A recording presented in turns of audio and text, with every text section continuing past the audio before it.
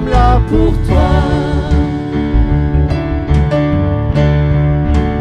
Nous sommes là pour toi.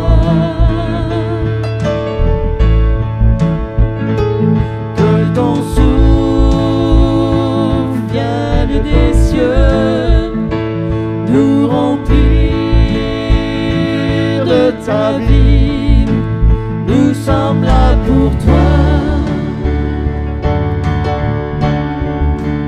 Nous sommes là pour toi.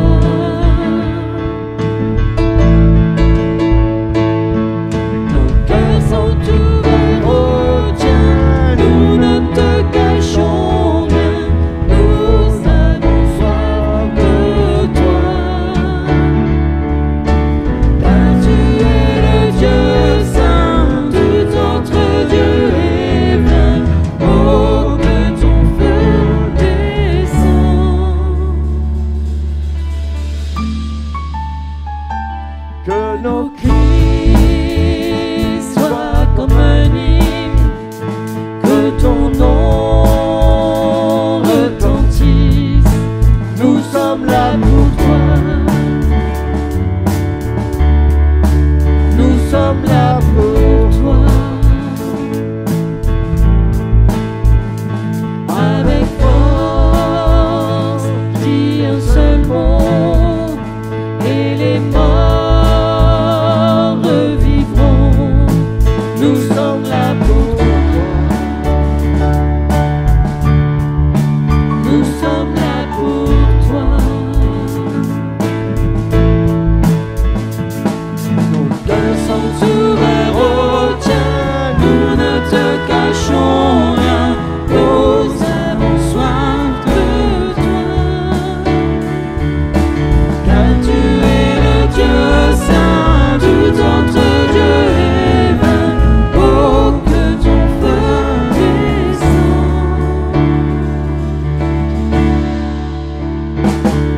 Seigneur, nous t'accueillons. Seigneur, nous t'accueillons. Ô roi et Dieu d'amour, tu es le bienvenu. Que notre cœur d'abord et toute âme s'éveille. Ô roi et Dieu d'amour, tu es le bienvenu. Seigneur, nous t'accueillons. Seigneur, nous t'accueillons. Ô roi et Dieu d'amour, tu es le bienvenu. Que notre cœur t'adore et toute âme s'éveille. Ô roi et Dieu d'amour, tu es le bienvenu.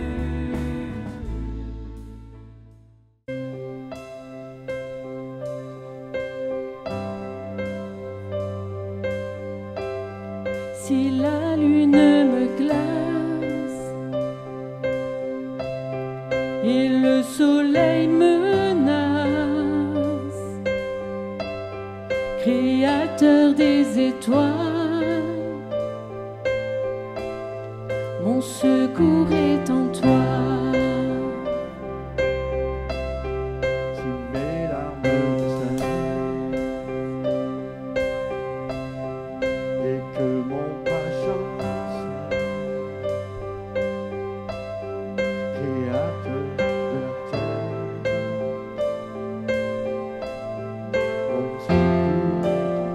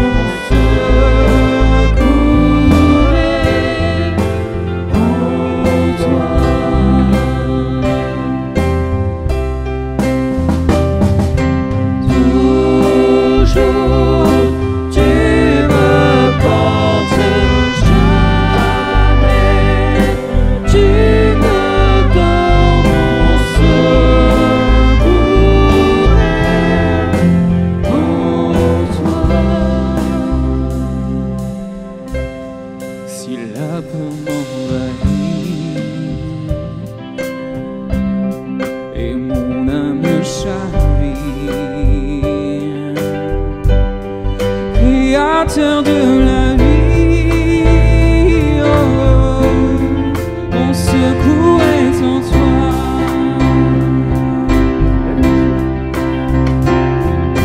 Je lève les yeux vers les hauts sommets.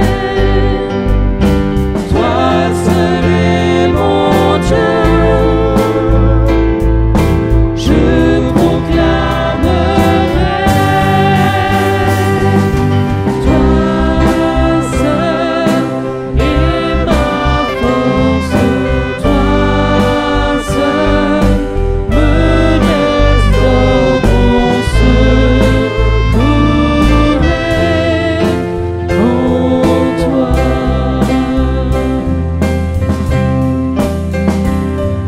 Toujours tu me portes, jamais tu me donnes mon secours est en toi.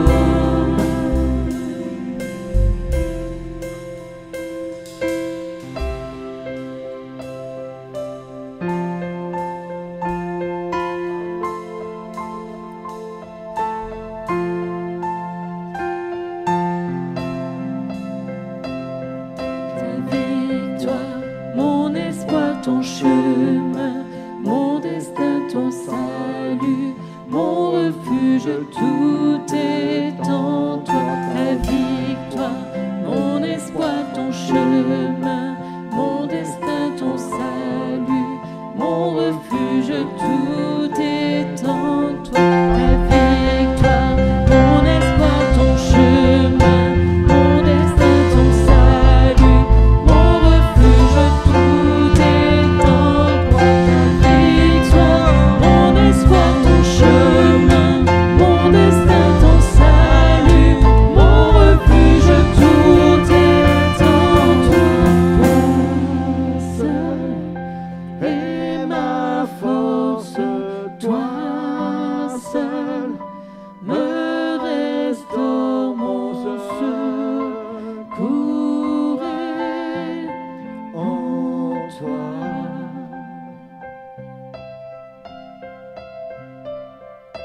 Toujours tu me portes, jamais tu ne donnes mon secours est en toi.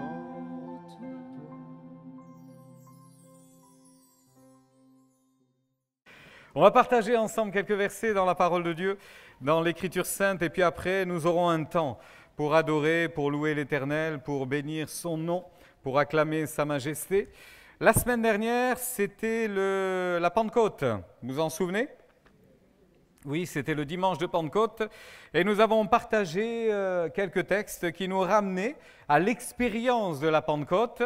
Et il y avait notamment dans ce fameux texte que l'on trouve dans le livre des Actes au chapitre 1er au verset 8, cette référence à l'action du Saint-Esprit.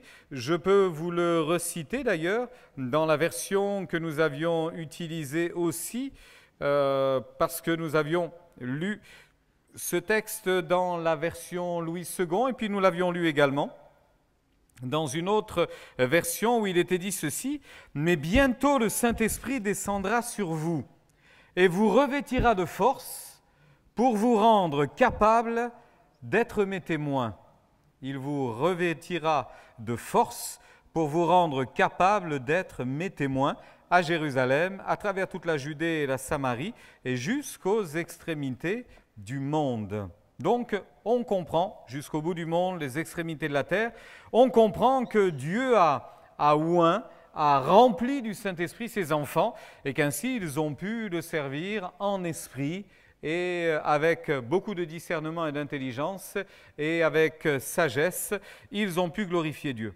Quand je dis « ils », vous avez bien compris que c'était nous également. C'était nous également.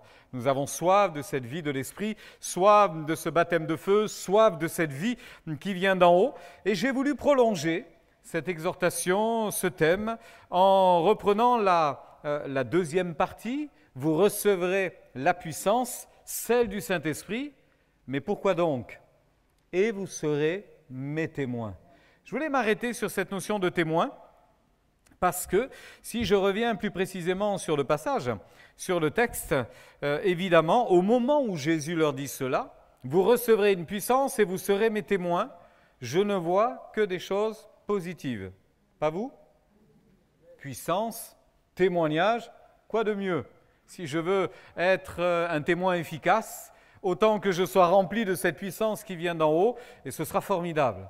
Ce qu'ils n'avaient pas vu, sans aucun doute, dans un premier temps, bien que la croix ne soit pas loin, ce qu'ils n'avaient sans doute pas bien saisi, c'est ce que signifiait témoin. Témoin, dans le sens original, on parle de martyr. Aïe. D'un coup, ça fait différent. Martyr. Martyriser quelqu'un, on comprend le sens. Hein? Et évidemment, ils n'avaient peut-être pas bien conscience de cela, forcément, et ils se sont dit, mais c'est formidable, c'est incroyable, mais quelle vie le Seigneur va-t-il donc nous réserver? Alors, ils se voyaient dans une vie peut-être facile, sans doute héroïque, parce que les héros, ça donne toujours envie, évidemment.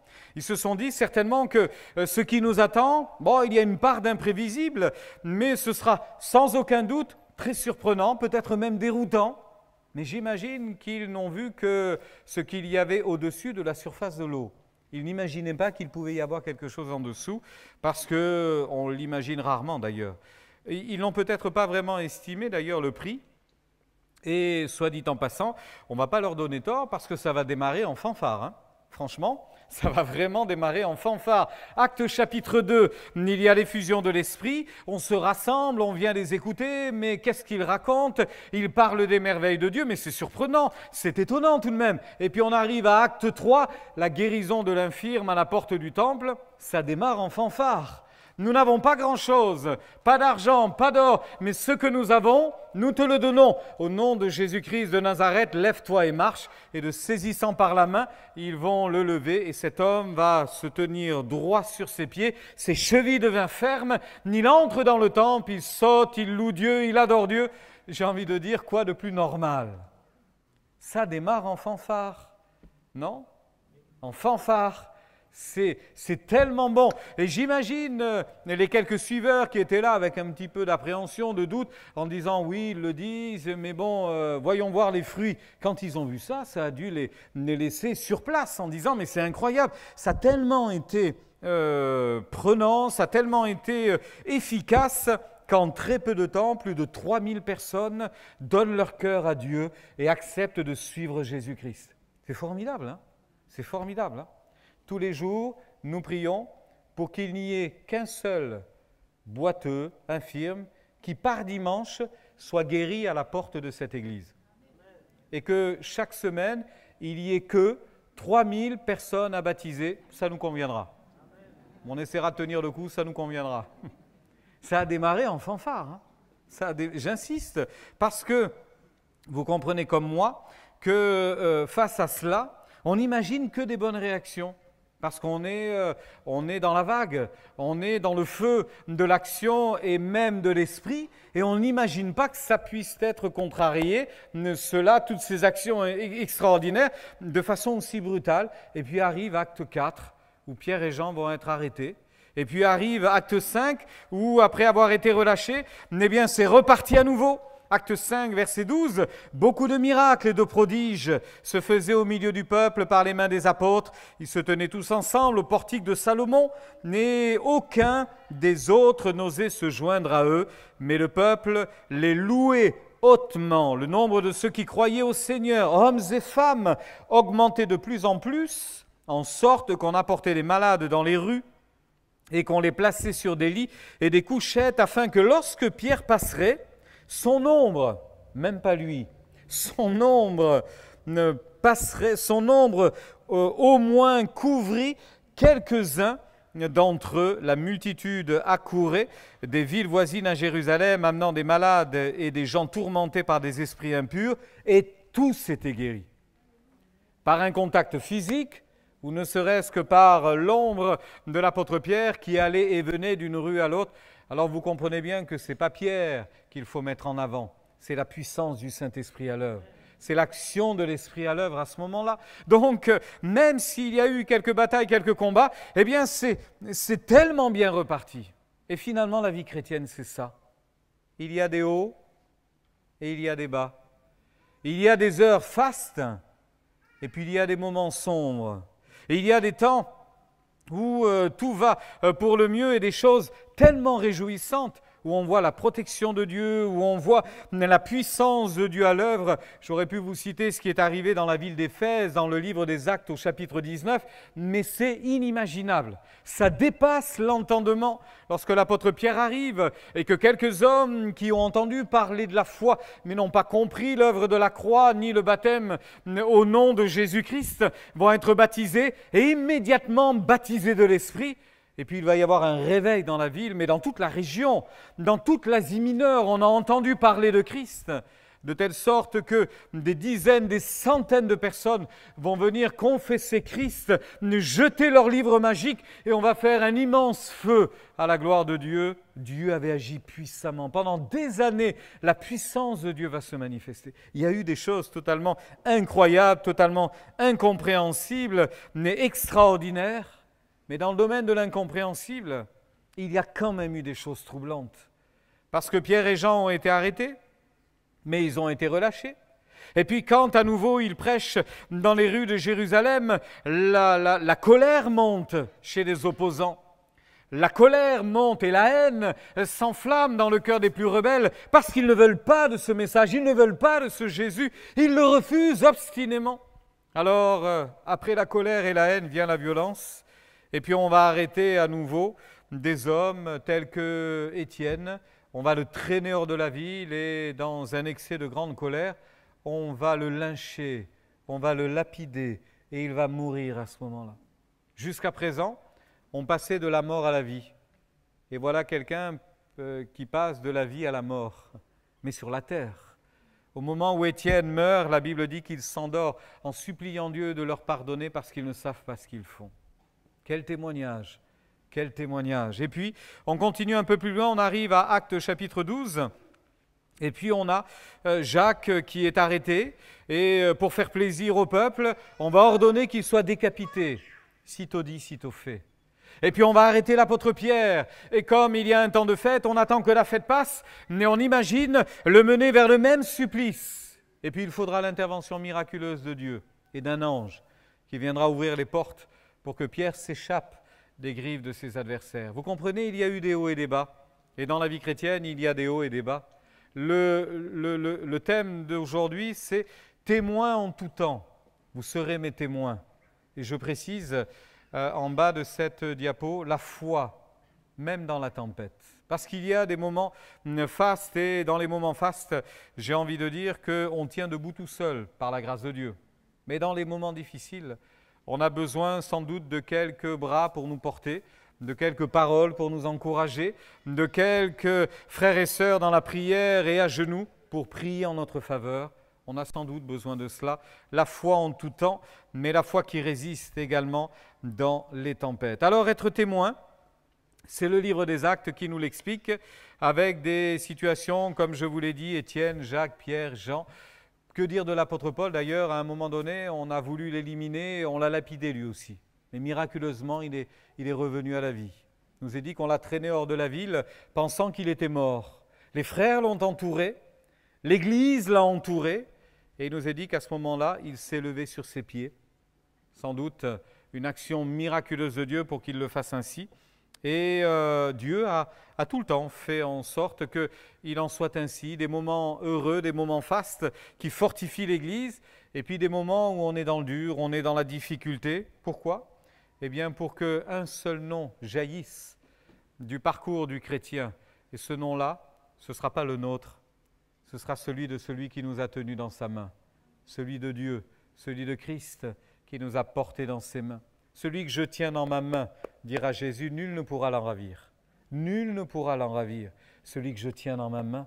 Alors j'en viens à ce livre des Actes qui se conclut, je trouve, par une note très positive et encourageante je ne parlerai pas du chapitre 28, quoique il est assez étonnant ce chapitre 28, mais je parlerai du chapitre 27. Parce que le chapitre 27, c'est l'histoire du naufrage de l'apôtre Paul. L'apôtre Paul a été conduit sur plusieurs navires en direction de Rome, et c'est à ce moment-là qu'ils vont traverser une terrible tempête, et on va essayer ensemble de prendre les leçons de ce chapitre et de ces quelques points différents que l'on trouve, vous avez tout à l'écran. Que signifie avoir la foi? On va répondre à cette question et on va déjà expliquer ce qu'est avoir la foi. Et puis on va voir la démonstration en 3 étapes dans ce texte. Tout d'abord le plan de Dieu, ensuite le problème qu'on a rencontré, et puis la paix qui est intervenue au-delà de tout cela. Je parlais, entre parenthèses, du chapitre 28. Le chapitre 28 se termine bien, puisque l'apôtre Paul va rester 2 ans entiers, dans une maison qu'il avait louée. C'est un prisonnier, hein. Mais on ne va pas le mettre dans un cachot. On va lui permettre de vivre à l'extérieur, et on va lui laisser la liberté. Il y avait juste un garde devant la maison, et puis il allait, il venait, il faisait ce qu'il voulait. Et puis il pouvait même accueillir qui il voulait. Ses amis pouvaient lui rendre visite, donc ça a été, on va dire, assigné à résidence, mais de manière assez souple. Ça a été assez agréable quand même. Mais là où je souris, c'est que quand il est arrivé à Rome, tout de suite il a voulu rencontrer les principaux responsables des synagogues juifs de Rome. Parce que ce qui l'a conduit à Rome, c'est l'inculpation que les Juifs de Jérusalem avaient porté contre lui. C'est pour ça qu'il en avait appelé à César. Il ne voulait pas être jugé sur place, il préférait un tribunal indépendant, c'était bien plus sûr pour lui. Mais donc, quand il arrive à Rome, il s'imagine que la nouvelle est déjà arrivée jusqu'à Rome. Alors il convoque ses fameux anciens et il leur dit, je voudrais vous expliquer 2-3 choses. Je suis ici et pourtant, j'obéis aux préceptes et aux principes de la loi, c'est-à-dire de ces promesses que Dieu a envoyées à ses enfants par la bouche de tous les prophètes, mais j'ai reconnu Jésus comme le Sauveur, comme le Messie. Toutes les prophéties m'ont amené à Christ, et voilà pourquoi je ne suis pas finalement un renégat, mais je n'ai fait que suivre et accepter ce qui était promis. Et puis les anciens de Rome sont surpris en disant, écoute, non, on n'a pas eu de mauvaise nouvelle à ton compte. Il faut le faire quand même, hein. Ils voulaient le tuer, ils voulaient l'éliminer, et ils n'ont même pas pris la précaution de le charger avant qu'il n'arrive à Rome. C'est assez étonnant. Remarquez que ce n'était pas la peine de le faire. Parce que quand l'apôtre Paul a expliqué à ces gens-là, ces responsables de Rome, ce qu'ils croyaient, comment ils croyaient, etc., ça y est, il avait trouvé ses ennemis, hein. Ce n'est pas la peine d'un courrier, hein. Parce que certains sont partis furieux en disant, bon, ils ont bien fait de le condamner, et il faut qu'il soit condamné. Mais il voulait annoncer l'Évangile. Et voyez, même après la tempête, même après avoir failli mourir, il n'a pas perdu son zèle. Et je prie de tout mon cœur que si nous avons traversé des tempêtes, et si nous sommes en train de traverser des tempêtes, que jamais nous ne perdions le but, la cible et notre zèle de rendre témoignage en celui qui nous tient debout jusqu'à aujourd'hui. Même si on a pris quelques vagues, on est toujours là quand même, on est toujours debout. J'en viens au chapitre 27, et je voudrais définir avec vous ce qu'est la foi. Avoir la foi, me semble-t-il, ça ne signifie pas ne pas avoir de problème. Qu'en pensez-vous? Ah, il y a quelqu'un qui a dit c'est clair. Ça c'est sûr, c'est clair, hein. Pas de problème, hein. Si seulement avoir la foi nous permettait de ne plus avoir de problème, mais on ne serait pas 200 ce matin. On serait les 150 000 ni moi, hein. Vous ne croyez pas? Ah il y a des chances, hein. Sauf que ce ne serait pas juste de dire viens à Dieu, tu n'auras plus de problème. La foi, ce n'est pas ça. Avoir la foi, ça ne signifie pas non plus être physiquement épargné. Non, on peut avoir des problèmes dans le travail, des problèmes avec les gens, mais on peut avoir des problèmes physiques aussi, on peut être malade.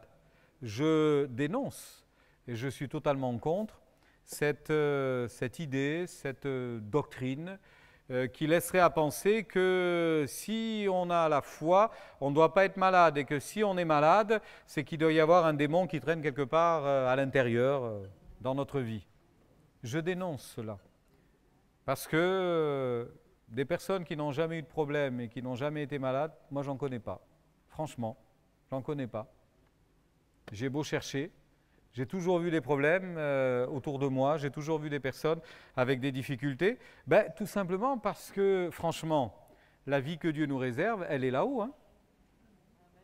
Et oui, au départ, c'était ici, quand Adam et Ève sont arrivés et que Dieu les a placés sur la terre, que Dieu les a créés, il est évident que Dieu les avait placés dans un bon environnement. Mais on sait très bien ce que le diable a fait, la chute, ce qui a entraîné la mort, ce qui a entraîné les souffrances, les peines, les difficultés, les maladies, la tentation. Et jusqu'à preuve du contraire, on n'en est pas dégagé.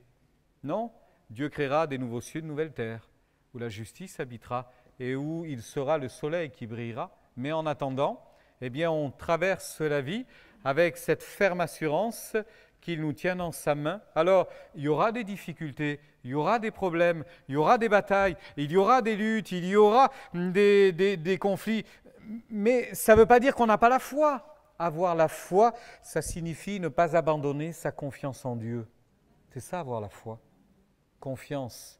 Je n'abandonnerai jamais ma confiance que j'ai placée en Dieu et je resterai debout sur ses convictions jusqu'à la fin. C'est ça, avoir la foi. Ni plus ni moins, c'est ça. Étienne a eu la foi jusqu'au bout et pourtant, il n'est pas mort de manière naturelle. Ça a été violent. D'autres ont connu des maladies qui les ont rongés pendant 20 ans, 40 ans, 50 ans. Ils ont fini par en mourir, mais ils sont restés debout intérieurement. Debout. Ils ont gardé la foi. C'est quand même incroyable, quelqu'un qui s'en va et qui sait qu'il quitte ce monde apaisé, avec quasiment le sourire si possible, quand c'est encore possible, sur le visage, un visage apaisé en disant « Il vient me chercher, je sais où je m'en vais ». Quelle assurance, quel trésor incroyable. C'est ça, avoir la foi. L'apôtre Paul nous montre dans ce texte tout simplement qu'avoir la foi, c'est faire confiance au Seigneur. Je pourrais juste, pour terminer sur ce point, vous relire ce qu'il est dit dans l'Épître aux Hébreux, au chapitre 11. C'est ce qu'on a appelé le chapitre de la foi d'ailleurs. Et ça commence bien d'ailleurs, en nous rappelant que la foi, c'est une ferme assurance des choses que l'on espère et une démonstration de celles qu'on ne voit pas. Il est même précisé d'ailleurs que sans la foi, il est impossible d'être agréable à Dieu.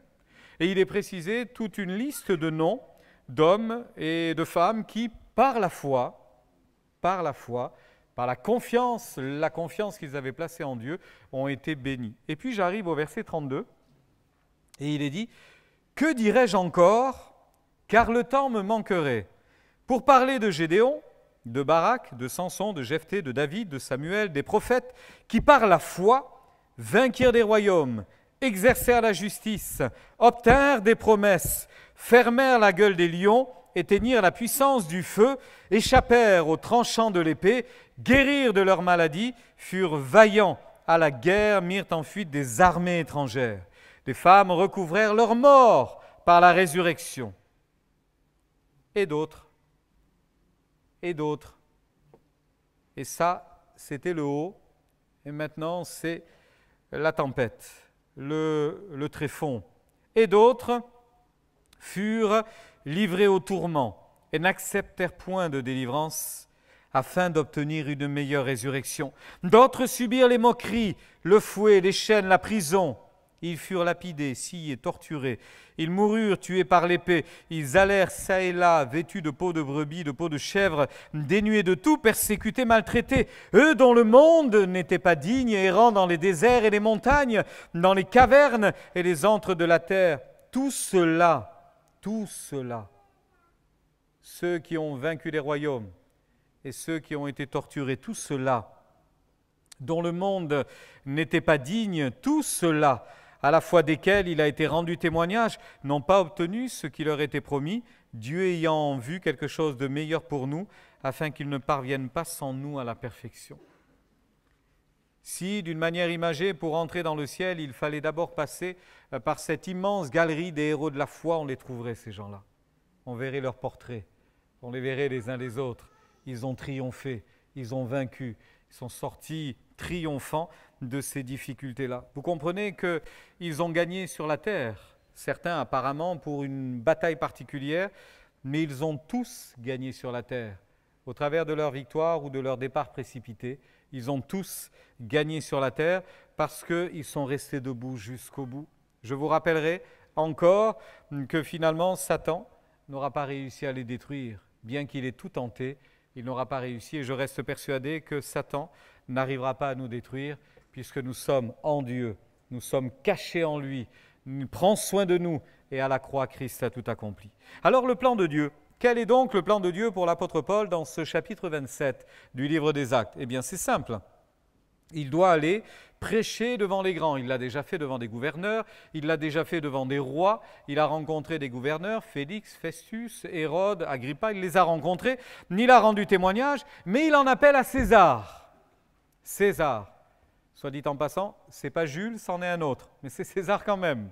Et donc, il s'en va vers Rome et il va rencontrer ces grands. C'est quand même assez extraordinaire, hein?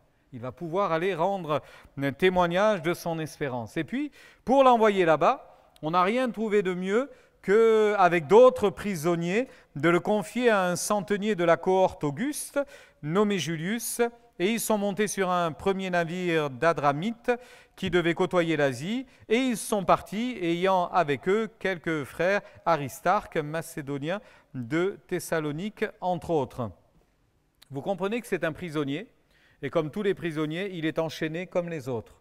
Il n'y a pas de traitement de faveur. À Rome, c'est autre chose, mais là, prisonnier comme les autres. D'autant plus qu'à l'époque, on ne distinguait pas spécialement les prisonniers VIP et les autres. Hein. Prisonnier. Hein. Donc, il est comme les autres, et il est embarqué. Vous savez que, bon, vous connaissez certainement ça, dans l'histoire, quelquefois, plusieurs de ces prisonniers, d'ailleurs, ces chrétiens portés aux galères, qui devaient ramer sur les mers. Hein. En général, ils ramaient dans le sous-sol, si vous voulez, du bateau, et ils étaient alignés les uns à côté des autres, et en général, ils étaient enchaînés. Et quand il y avait des tempêtes, et quand il y avait des batailles, et que le navire prenait l'eau et que le navire allait couler, on n'allait pas détacher les prisonniers. On n'allait pas les détacher. Ceux qui pouvaient, les soldats, les capitaines ou autres marins, ils sortaient, ils essayaient de prendre les chaloupes, etc. Mais les prisonniers, non, enchaînés, ben, tu couleras avec le bateau. Hein. Donc, être enchaîné pour faire une traversée, ce n'était pas le Club Med, hein. Ce n'était pas si simple que ça à appréhender. Toujours est-il que, eh bien, c'est le plan de Dieu. Vous imaginez, vous, un plan comme ça? Dieu vous dit, tiens, j'ai prévu pour toi, tu vas aller prêcher l'évangile à un grand, à un roi, à un empereur, à un président. Et là, vous dites, chouette, ça va être formidable. Ah, j'ai oublié de te dire, mais pour y aller, tu ne vas pas y aller en première classe, tu vas y aller en 12e classe, si ça existe. Ah, non, tu ne pourrais pas envoyer quelqu'un d'autre? Je ne me sens pas très bien, en fait. Je ne suis pas sûr d'être à la hauteur, finalement. C'était le plan de Dieu, il fallait y aller comme ça. Donc, ils partent, évidemment. Il est enchaîné, mais il est enchaîné pour sa foi, à la différence sans doute de quelques autres prisonniers. Il est enchaîné pour ses idées, il est enchaîné pour son témoignage, il est enchaîné pour ses prises de position. Frères et sœurs, c'est assez courant cela. Ce n'est pas surprenant d'avoir des difficultés parce qu'on est chrétien. Non, ce n'est pas anormal. Évidemment, on ne court pas derrière, évidemment. Mais ce n'est pas anormal, c'est quelque chose qui, malheureusement, est assez courant. Est-ce que vous êtes déstabilisé quand ça vous arrive? Est-ce que vous êtes perturbé en disant « mais non, c'est pas normal quand même, pas jusque-là ». Je vous rappelle ce que l'apôtre Pierre disait « Bien-aimés, ne soyez pas surpris. Ne soyez pas surpris, comme d'une chose étrange qui vous arrive, de la fournaise qui est au milieu de vous, pour vous éprouver. » C'est bien ça, il n'y a pas de doute, c'est vraiment pour nous éprouver. Réjouissez-vous au contraire de la part que vous avez aux souffrances de Christ, afin que vous soyez aussi dans la joie et dans l'allégresse lorsqu'il apparaîtra. On pense quelquefois à Joseph, vous savez, cet homme de l'Ancien Testament, ce patriarche qui a gouverné l'Égypte finalement.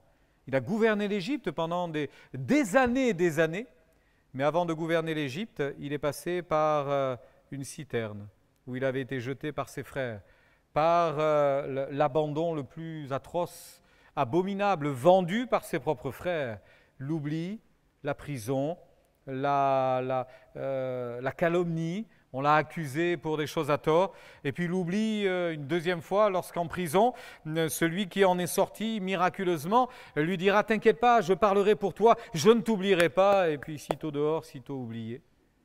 Et puis l'instant d'après, il gouverne l'Égypte. Vous pourrez relire cette histoire à partir du chapitre 37 de la Genèse. C'est incroyable. On pourrait parler, pourquoi pas, de Daniel. Ce Daniel est assez incroyable parce que c'est un homme avec un grand savoir, une grande intelligence, mais une immense onction de Dieu sur sa vie. À tel point que la Bible dit que Dieu lui a donné, ainsi qu'à quelques-uns de ses amis, Shadrach, Meshach, Abednego, ou Michaël, Azaria et Anania, c'était leur nom hébreu transformé plus tard, il leur a donné une intelligence 10 fois supérieure.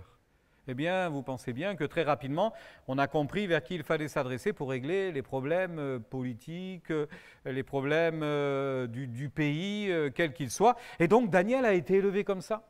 Il a servi sous plusieurs administrations. C'est-à-dire que les administrations ont changé, Daniel est resté. Un homme incroyable. Mais Daniel a approché de près les lions. Et ça, il n'avait pas trop envie de le faire. Parce que les lions, ce n'étaient pas les lions quelquefois un petit peu endormis de nos os, quoique malheureusement il arrive des accidents encore aujourd'hui, mais on l'a jeté dans une fosse où il y avait des lions enragés parce qu'on voulait le faire mourir et Dieu l'a fait vivre. Il a surmonté cette épreuve. Que dire de ses amis qui, eux, ont été jetés dans un four, une fournaise, four crématoire, hein, pour les faire mourir instantanément. Que dire de ces gens-là qui ont marché au travers du feu avec un quatrième qui était là, de telle sorte que le roi va ordonner qu'on les fasse sortir de là. Le feu ne les avait pas atteints, leurs vêtements n'étaient même pas brûlés, ne sentaient même pas le feu, la fumée. Dieu garde ses enfants au travers de l'épreuve.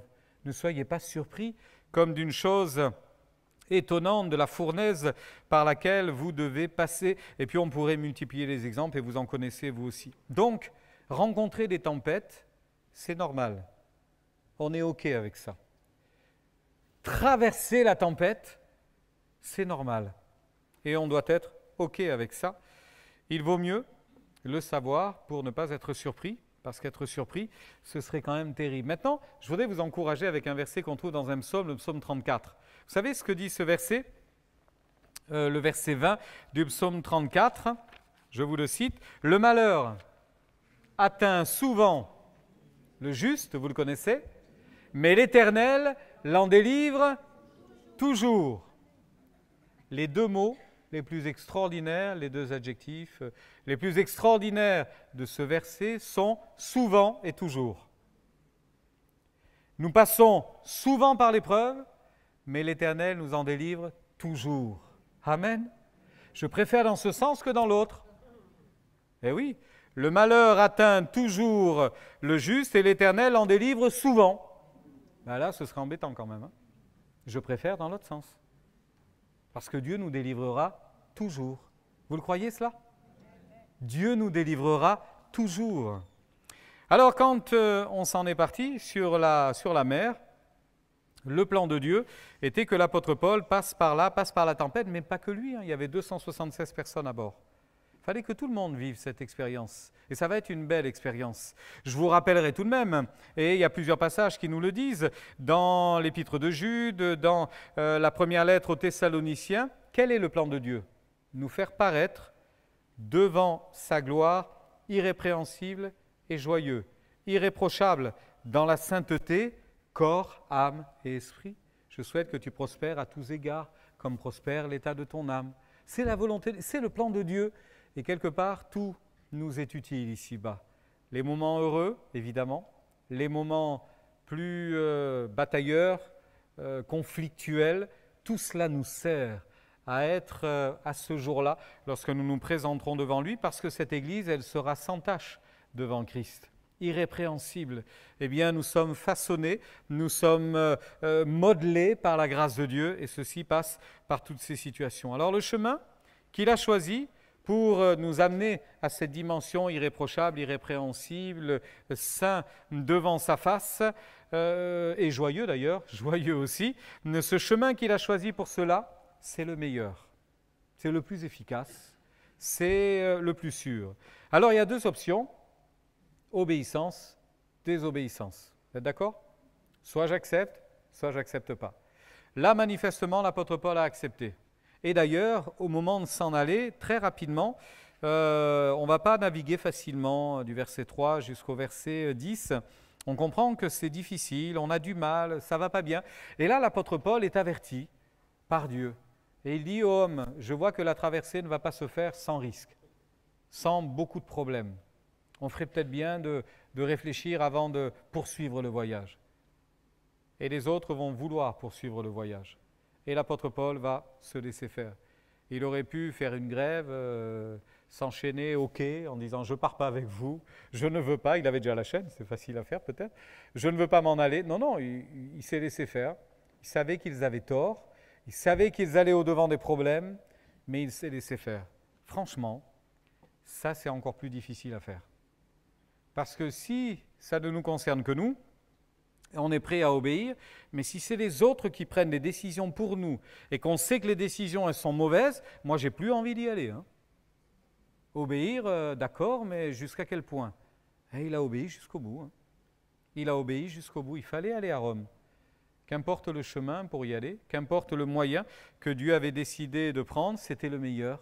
Alors il a décidé de partir. Paul a obéi, s'est soumis, il a bien fait. Les autres ont désobéi, par orgueil, entre parenthèses, par orgueil. Je peux vous citer juste un verset en référence. Le centenier écouta le pilote et le patron du navire plutôt que les paroles de Paul, et comme le port n'était pas bon pour hiverner, pour quelle raison? Il n'y avait peut-être pas assez de bars, pas assez de tavernes, pas assez d'endroits pour faire la fête pendant tous les mois d'hivernage. Comme le port n'était pas bon pour hiverner, la plupart furent d'avis de le quitter pour tâcher d'atteindre Phénix, c'était pas beaucoup plus loin, port de Crète qui regarde le sud-ouest et le nord-ouest afin d'y passer l'hiver. On va juste aller un petit peu plus loin, ce sera meilleur. On passera un hiver tranquille. Un léger vent du sud vint à souffler, et, se croyant maîtres de leur dessein, ils levèrent l'ancre et partirent. En fait, ils désobéissent. On ne va pas rester là, ça ne nous plaît pas. Et je vous ai dit quelque chose. Oui, d'accord, tu nous as dit que ça allait mal se passer. Ok, d'accord, on a compris. Mais on ne va pas rester là, on a fait des plans, on a regardé. Et quelqu'un a regardé la carte, il dit, on n'a qu'à aller quelques milles plus loin. Ce n'est pas beaucoup plus loin. On va longer la côte. Il n'y a aucun risque. Il n'y a vraiment aucun risque. Et puis on a décidé de faire ça. Le centenier, franchement, en matière météo, c'est peut-être pas le meilleur. Le patron du navire, c'est pas le capitaine le patron, c'est celui qui fait le commerce avec le navire. Lui, il voit l'heure qui tourne et les sous qui rentrent pas. C'est pas le meilleur non plus décideur. Et puis le capitaine, il a dit d'accord parce que finalement, il en a deux pour dire « Capitaine, vous sentez le courage d'y aller ? Vous croyez que vous êtes capable de braver les soupçons, que ça va mal se passer ?» Je vois très bien le capitaine dire « Vous inquiétez pas, je gère. Je gère. Je suis capable. » Finalement, entraîné, pas entraîné, l'orgueil, la vanité sont partis. Catastrophe, catastrophe. La Bible dit à peine était-il parti, mais bientôt, un vent impétueux qu'on appelle Rakilon se déchaîna sur l'île. Le navire fut entraîné sans pouvoir lutter contre le vent et nous nous laissâmes aller à la dérive. Nous passâmes au-dessous d'une petite île nommée Clauda. Nous eûmes de la peine à nous rendre maîtres de la chaloupe. Après l'avoir hissée, on se servit des moyens de secours pour ceindre le navire et dans la crainte de tomber sur les bancs de sable, on abaissa les voiles. C'est ainsi qu'on se laissa emporter par le vent et comme nous étions violemment battus de la tempête, le lendemain, on jeta la cargaison à la mer et le troisième jour, nous y lançâmes de nos propres mains les agrès du navire. Le soleil et les étoiles ne parurent pas pendant plusieurs jours et la tempête était si forte que nous perdîmes enfin toute espérance de nous sauver. Qu'ils ont été insensés, n'est-ce pas? C'était quand même bien averti, ça. C'était quand même bien prévenu. On leur avait dit, faites attention, ne faites pas de bêtises, soyez prudents. On gère. Mais regarde comment tu gères. Et ça nous est arrivé quelquefois, ça aussi. On pensait gérer mieux, un peu mieux que ça quand même. On ne pensait pas être emporté de cette manière-là, mais ça a été le plan de Dieu. Alors on s'est retrouvé dans le problème, parce qu'il y a le plan de Dieu et puis tout d'un coup il y a le problème. On fait quoi? Le problème c'est simple, violente tempête, dérive, désespoir, les moyens humains passablement dérisoires, beaucoup de vanité, il va falloir payer le prix maintenant. Le résultat c'est qu'ils ont cru qu'ils allaient mourir. Ils avaient été prévenus, ils savaient, mais ils croyaient qu'ils pouvaient quand même le faire. Quand Dieu nous avertit, c'est bien d'écouter ce qu'il nous dit, n'est-ce pas? Quand Dieu nous prévient de quelque chose, c'est bien de prendre le temps avant de se précipiter, avant de ne compter que sur soi et sur ses propres capacités. Évidemment, ça a été un problème, évidemment. La Bible dit que celui qui croit être debout, prenne garde de tomber. Pendant longtemps, j'ai lu ce verset très rapidement et je lisais que celui qui est debout prenne garde de ne pas tomber. C'est même pas ça, hein. Que celui qui croit être debout, c'est encore moins rassurant. Des fois, on se dit, je suis bien debout, vous inquiétez pas, c'est solide. Tu crois que c'est solide. Que celui qui croit être debout prenne garde de ne pas tomber. L'orgueil précède la ruine, la vanité précède la chute. On connaît ces passages dans les lettres de Paul, dans le livre des Proverbes. Je voulais vous partager aussi ce texte dans l'épître de Paul aux Romains, au chapitre 1er, au verset 28. Il est tellement intéressant. S'efforcer de connaître Dieu leur a paru inutile, et même ils n'ont pas cru nécessaire de garder intacte la notion de Dieu qu'ils possédaient pourtant. C'est pourquoi Dieu les a abandonnés à leurs pensées futiles. Il les a livrés à leurs pensées faussées, à l'empire de leurs instincts corrompus, les laissant commettre des infamies que leurs esprits obnubilés imaginaient et que leurs sens pervers réclamaient. Dans leur vie s'accumulent toutes sortes d'injustices et de perversités. L'amour de l'argent les possède, ils sont saturés de méchanceté et d'envie, des pensées homicides, un esprit de discorde et de querelle les anime, rusés, fourbes, intrigants, perfides. Ils sont toujours prêts à dénigrer et à se calomnier les uns les autres, en secret ou au grand jour. Dans leur cœur, ils haïssent Dieu et blasphèment son nom. Violents et arrogants, ils prennent tout de haut. Ils sont fanfarons, pleins d'eux-mêmes, leur esprit fourmille d'inventions diaboliques. Ils méprisent leurs parents, se moquent de leurs devoirs familiaux, légers, superficiels, insensés. Ils sont inaccessibles aux bons conseils, déloyaux et inconstants. Ils n'ont pas de parole, pas d'affection naturelle. Ils sont durs, impitoyables et dénués d'esprit de réconciliation. Ils savent fort bien que dans l'ordre établi par Dieu, ceux qui agissent ainsi méritent la mort. Malgré cela, non seulement ils persistent dans leur voie, mais ils se réjouissent aussi en voyant d'autres marcher sur leurs traces et ils se font leurs complices en les approuvant. Triste constat de la manière dont on gère notre monde, de la manière dont le monde se gère par lui-même. Et pourtant, ils savaient qu'au départ, Dieu avait d'autres plans et que Dieu pouvait les conduire. Alors, on est confronté au problème. Et puis dans le problème, il y a la paix de Dieu, incroyable. Et ils ont perdu tout espoir de se sauver. Et puis, ça a duré comme ça pendant 14 jours. Pendant 14 jours, ils n'ont pas vu le soleil. C'est-à-dire qu'ils ont été sous les nuages, très noirs, très sombres.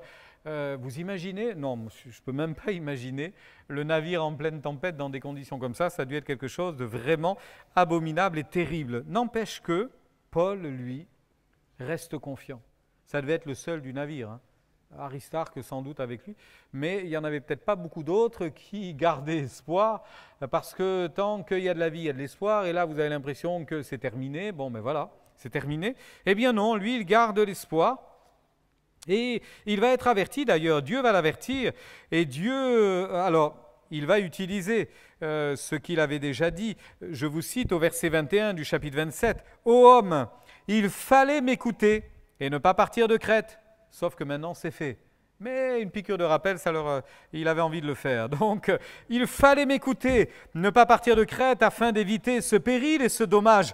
Maintenant, c'est ça la parole encourageante qui peut donner la paix. Maintenant, je vous exhorte à prendre courage, car aucun de vous ne périra, et il n'y aura de perte que celle du navire, car un ange du Dieu à qui j'appartiens et que je sers m'est apparu cette nuit, et il m'a dit, Paul, ne crains point, il faut que tu comparaisses devant César, et voici, Dieu t'a donné tous ceux qui naviguent avec toi. Comme tu dois aller à Rome, ben, tous ceux qui sont avec toi vont aller à Rome. Ils ne vont pas mourir. Je te les ai confiés, je te les ai donnés. Vous vous rendez compte que dans nos difficultés, alors que nous sommes en pleine tempête, ce que nous vivons peut être salutaire pour les autres, peut être salutaire pour ceux qui sont autour. Finalement, ils sont indirectement dans la même barque que nous, involontairement dans le même bateau que nous, et simplement à cause de nous, Dieu pourrait les amener à la vie, et Dieu pourrait les sauver littéralement. Heureusement que Paul a partagé son espoir. Je ne suis pas sûr qu'il y ait eu beaucoup d'oreilles pour l'entendre à ce moment-là, mais il l'a fait. Et puis une fois qu'il l'a fait, il a même précisé qu'il devrait échouer sur une île d'ailleurs.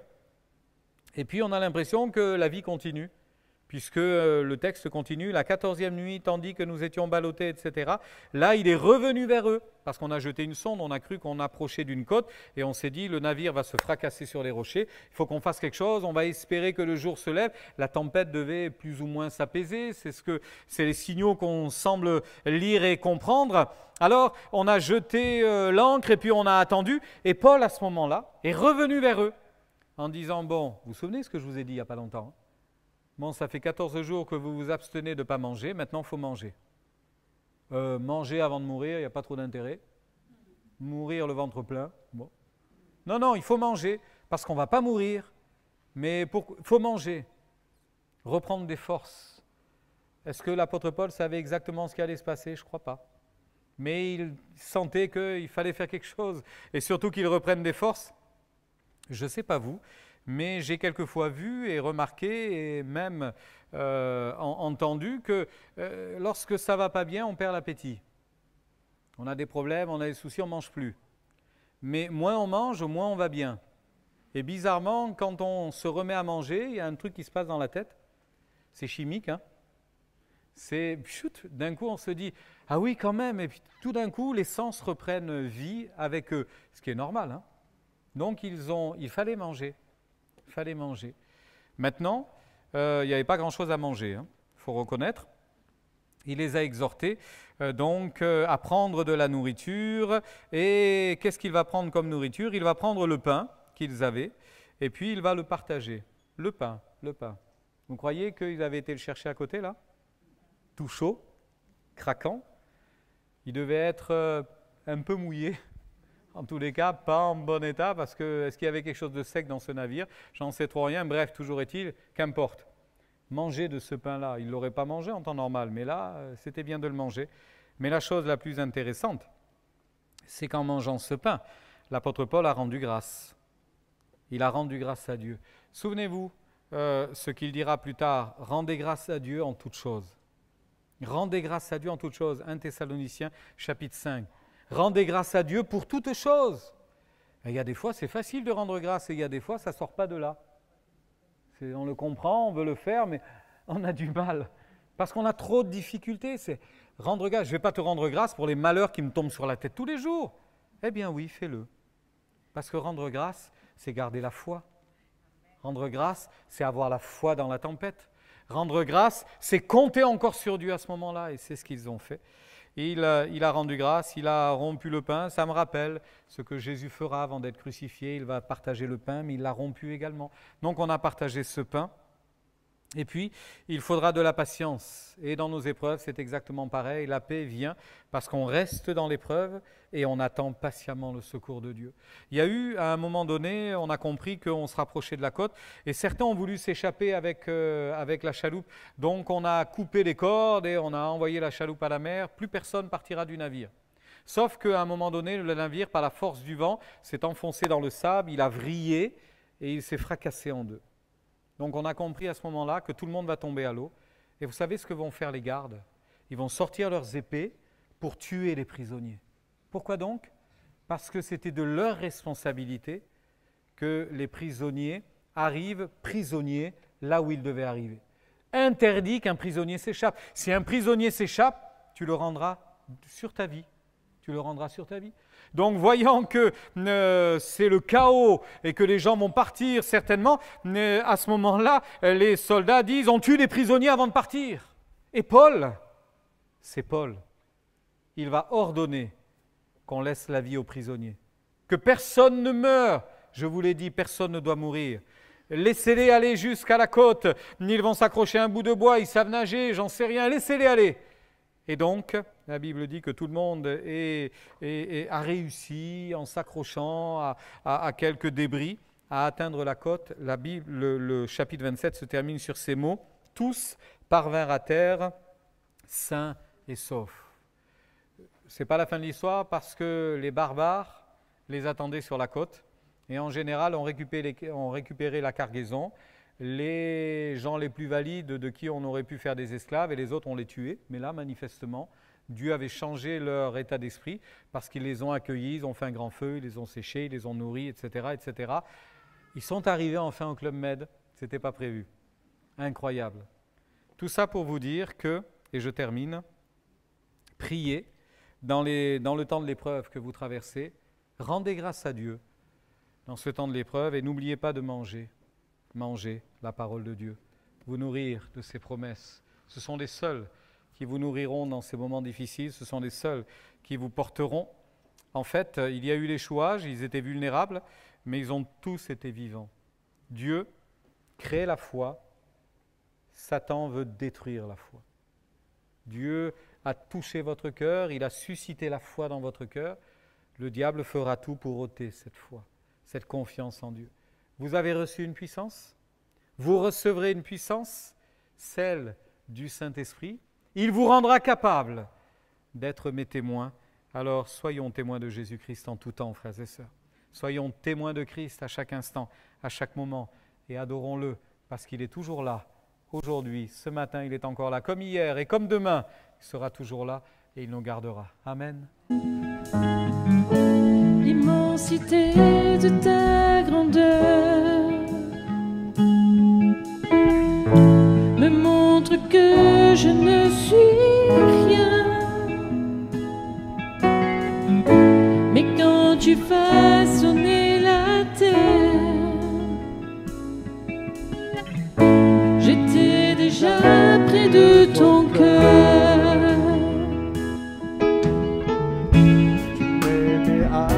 Que je sois, et pour moi tu as tout donné. Un seul pouvait me libérer. C'est pourquoi je veux t'adorer. Toi seul est digne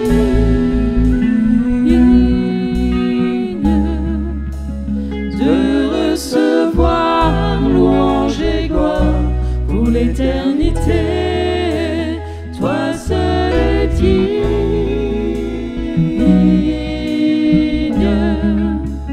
de recevoir louange et gloire pour l'éternité.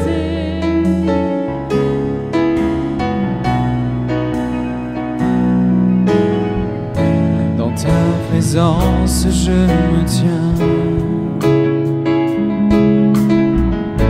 car tu as ce dont j'ai besoin, la joie, la vie et le bonheur sont dans tes parois, mon sauveur.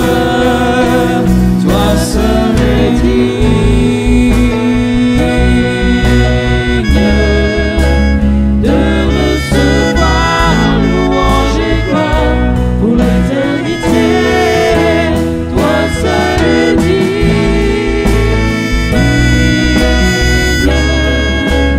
de recevoir louange et gloire pour l'éternité. Toi